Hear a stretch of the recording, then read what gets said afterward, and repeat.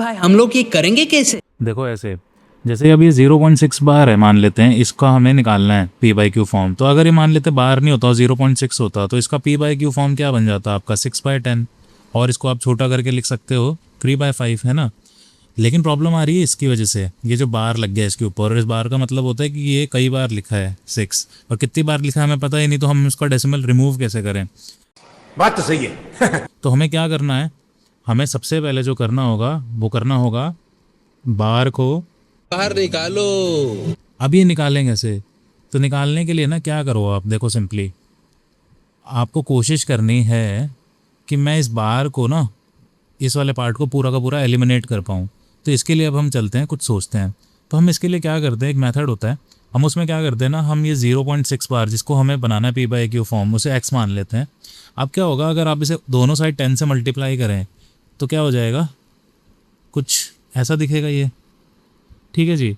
हमने ऐसा करा क्यों, हमने ऐसा इसलिए किया क्योंकि जैसे ही आप ऐसा करोगे तो अब इसकी डेसिमल के बाद ये चीज़ और इसकी डेसिमल के बाद ये चीज़ एकदम सेम हो गई।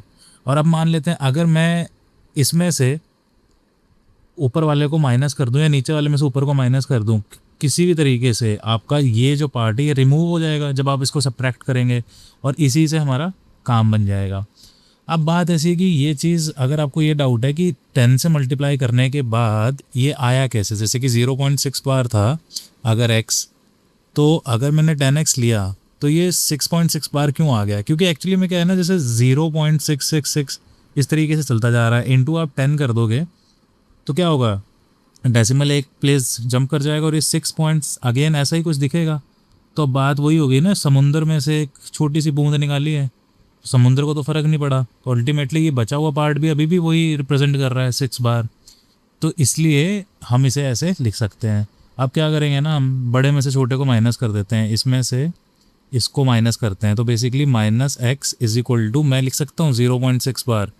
अब देखिए होगा क्या, होगा सिंपली ये कि ये आपका सब्ट्रैक्ट होकर 0 बच गया, इधर से मेरे पास -6 - 0 इज 6, इधर से 10x - x कितना हो गया 9x, और यहाँ से फिर x की वैल्यू कितनी आ गई 6/9। आप चाहें तो इसको छोटा करके और लिख सकते हैं, कितना 3 2 ज़ा 3 3 ज़ा, तो 2/3 हो गया ये बेसिकली। ठीक है। इसी तरीके से अगर आपका जैसे थर्ड पार्ट है, थर्ड पार्ट के बारे में बात करें तो थर्ड पार्ट बिल्कुल सेम सा ही है, बस प्रॉब्लम पता है क्या, प्रॉब्लम इतनी सी है कि इसके अंदर क्या है ना 0.001 बार। अब हमारे पास जो रिपीटिंग ब्लॉक है ना उसके अंदर 3 डिजिट्स हैं, तो 3 डिजिट्स का क्या इलाज है, 3 डिजिट्स का इलाज ये है कि अगेन मुझे कुछ ऐसा करना होगा, कोई एक ऐसा न्यू नंबर लेके आना होगा जिससे क्या हो जाए ना कि उसके भी डेसिमल के बाद ये एलिमेंट आता हो। तो वो न्यू नंबर हम इसी से बना लेते हैं। कैसे बनाएंगे, अगेन हम वही करेंगे, आप x ले लोगे, ओरिजिनल चीज़ को आप x ले लो, या कोई भी वेरिएबल ले लो अपनी पसंद का, तो इसको आप x ले लो, ये NCERT मेथड सिखा रहा हूँ मैं आपको। अब x लिया तो अगर इसमें अब आप अगर जैसे 10x करेंगे ना तो बात नहीं बन पाएगी, क्योंकि ये बन जाएगा कुछ 0.01 और फिर 001 बार। ये स्टेप अच्छे से समझना आप।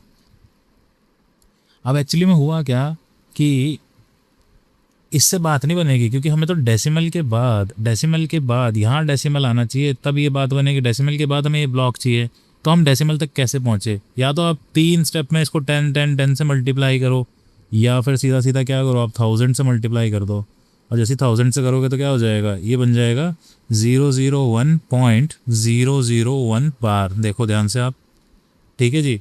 अब आप माइनस करो, ये बेसिकली 0 आपको समझाने के लिए लगाया है मैंने, है ना, ये वाले, ये 1 ही हो जाएगा।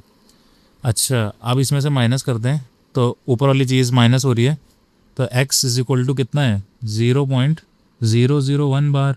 अब इसको आप ज़रा सब्ट्रैक्ट करो, तो इधर से क्या बचा, इधर से बचा 999, और इधर से क्या बचा, इधर से ये पूरा कट गया और 1 ही बच गया, तो x इज इक्वल टू 1/999।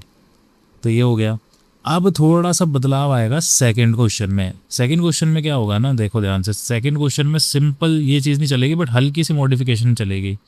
देखो क्या होगा, सेकंड क्वेश्चन में प्रॉब्लम पता है क्या है, प्रॉब्लम है कि अगर x को मैं ये मान लेता हूँ 0.47 बार और 7 पे बार है, तो पहले तो हम ये देखते हैं दिखता कैसे, दिखेगा कुछ ऐसा है कि 0.4 है और 7 बार बार रिपीट हो रहा है और ये चलता जा रहा है।